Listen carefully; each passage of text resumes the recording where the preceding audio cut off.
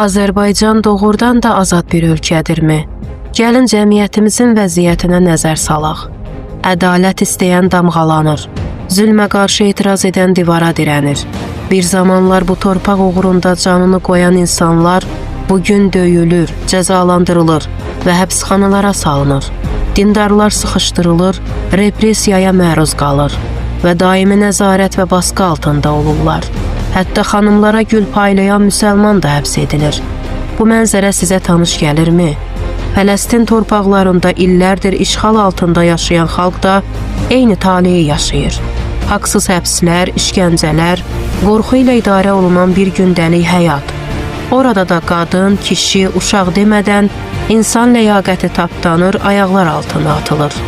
Bugün zülmün ünvanı dəyişsə də mahiyyəti eynidir. Cuhudlar Fələstində yaşatdıqlarını hal-hazırda Azərbaycanda da yaşadırlar.